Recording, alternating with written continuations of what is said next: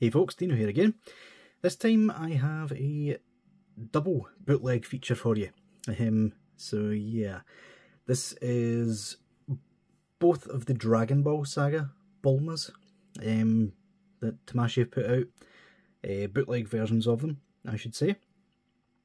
And yeah, long story short, just before the anniversary finished, AliExpress's anniversary that is, I noticed someone selling both of these for a grand total of £12, and that is a deal I could not pass up.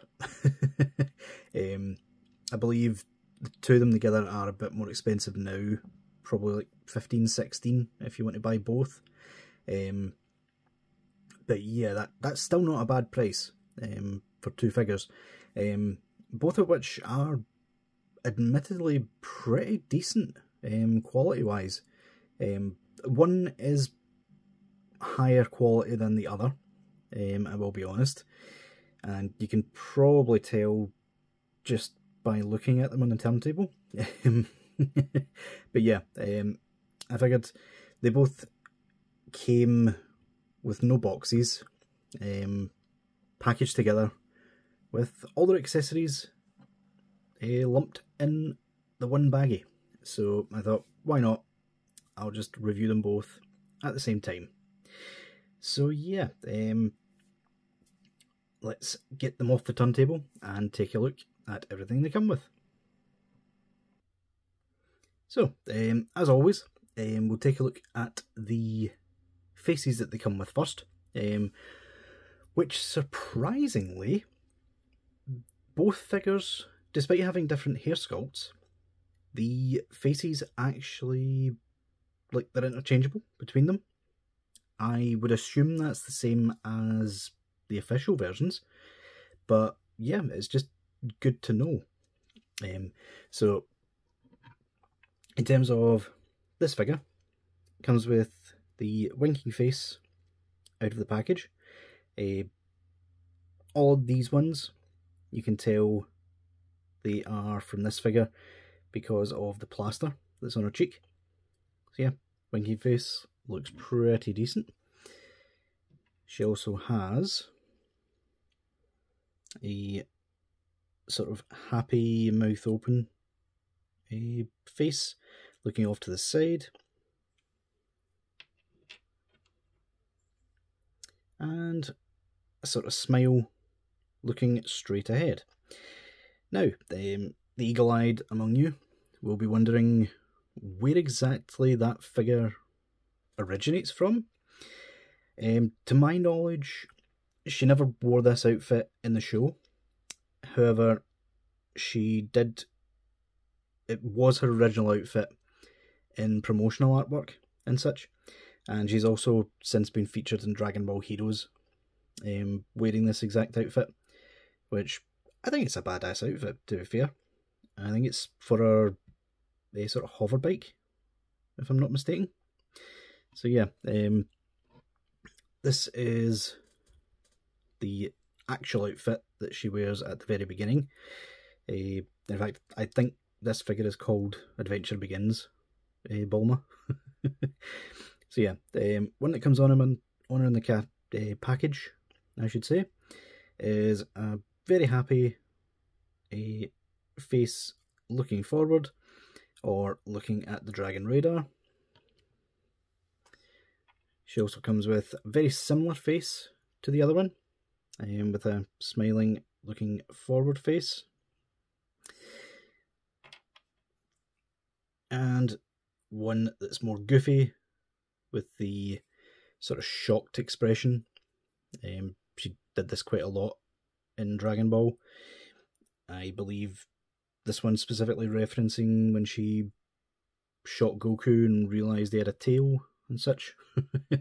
So yeah, they both come with Dragon Radars. The actual proper outfit one comes with the Dragon Radar with some details on the screen, whereas that version comes with an unactivated version. Which, yeah, if you've not noticed by now, the accessories and this figure in general are of a lower quality than that of the pink suit Bulma. Which is bizarre to me, to be fair. But yeah, let's take a look at hands. So for, we'll call it the biker suit Bulma. She comes with Dragon Radar hand. You can see there's quite a lot of sprue there. If I can grab the Dragon Radar itself, it does just pop in to the hand. Both of them have basically the exact same hand, just different moulding, I suppose. So yeah, just fits in there quite snug. That is not falling out. To go with that hand, she also has a pointing finger hand. Comes with a pair of relaxed hands.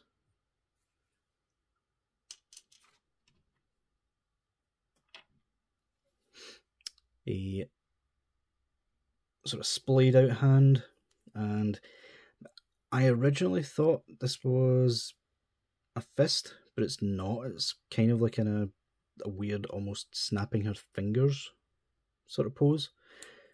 So I'm not really sure what hand that goes with. She comes with a hand for holding the Uzi, the submachine gun. Speaking of which, she also has a hand specifically for either holding it under barrel or holding it in this pose right here, which looks really good. She also has the goggles. Those did come separate, so I'm counting them as an accessory. And finally, you have the Uzi, which is moulded pretty nicely. This was a bit bent out of the package, unfortunately. But yeah, it's not flimsy or anything. All the details are there. It's not warped. And it even pops apart. Not sure why that is a thing, but it is. Fair enough.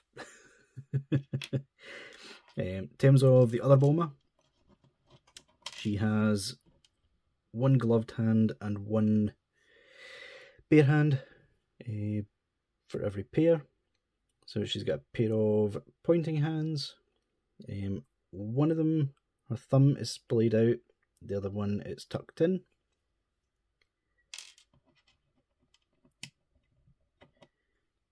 She has a pair of sort of relaxed hands, which also double as Dragonball holding hands. A pair of fists, one of them is right here. A trigger finger hand. A hand holding the capsule, which, again, like, lending to the fact that this is a really high quality bootleg, the pink one, you can actually make out the number on it. Like, they did not need to do that at all. In fact, I wouldn't have been surprised if they would have left that just white. But yeah, it's there. It's I'm unsure if it's part of the sculpt or if it's just glued in there. I am not going to tug at it because that will vanish into the carpet, never to be seen again. And comes with pistol, which I think it looks kind of like a Walther to me, but that's just my James Bond knowledge coming out. And comes with two holsters, one without the gun in it, one with, but unfortunately they have forgot to paint the pistol black in the holster. Nothing a quick Sharpie won't fix. So yeah, and finally they come with a Dragon Ball each I am unsure which Dragon Ball is for who. For whatever reason, one of them is bigger than the other. I am going to assume the bigger one is for the biker suit version, purely because it looks lesser quality to me. But yeah, you can make out there 2-star on the slightly bigger Dragon Ball, and on this one you can make out 5 stars. So yeah, pretty decent overall. So yeah, let's get the camera set up and take a look at their accessories and details, shall we? Oh, their articulation, sorry. So, taking a look at Biker Bulma first of all. As I said before, this bootleg is of a lesser quality, to be completely honest with you. But it's not bad enough quality that it falls apart in your hands or anything like that. It's mostly just limited in articulation, which is mostly due to the fact that they didn't use the right hinges for basically every part of her. You'll see on this one they used the proper sort of disc joints that were on the official figures. So yeah, but overall, like, the quality is still decent enough. You could put this in the back of your display and no one would ever notice. In terms of details, most of the paint apps are there and correct. There is a bit of excess sprue on the boots, unfortunately, but you can take a Sharpie to that, get rid of it. But yeah, overall, details pretty decent. Nothing's missed, nothing's sloppy. So yeah. In terms of the quote-unquote official Bulma, details are a lot better on this one. Even the faces are more matte, which is surprising. A lot of people were going for the Black Hole Toys version of this figure, which, those of you who know, they done the Ultra Instinct Goku and also was it Full Power Jiren? Something like that. But yeah, I don't actually see the need for that, to be honest. This was the more expensive figure of the two. If sold separate, that is. I think this was £9. Well, it is now anyway. But it was cheaper when I got it. But yeah, details are all there. Only issue I really have is the skirt is a sort of solid piece, whereas it probably should be rubber, if I remember correctly. Yeah, all the details are there. The Bulma is printed really nicely, and she's even got the 97 on the back. So yeah, and for those of you who want to know, her pants are printed properly. I will not be showing it on camera. That's just weird. I'm not even sure why Tamashi done it in the first place, to be completely honest. But there you go. But yeah, all in all, really, really nicely detailed figure. So in terms of articulation, we'll do this one first again. This is the more limited of the two. So the head can go up about that far, can go down about that far. Lots of hinge and swivel action there. The neck does also pivot a little bit because the peg itself is into the back of the head instead of the top, so that gives it a bit more range. The arms are a bit strange, unfortunately. This one gets unimpeded motion all the way around. It's just a little bit tight. Do still need to be careful, it is a bootleg. Bicep swivel. This one, on this side, because of the armour piece, can get out about that far. Can still do the swivel. Can still move the bicep section.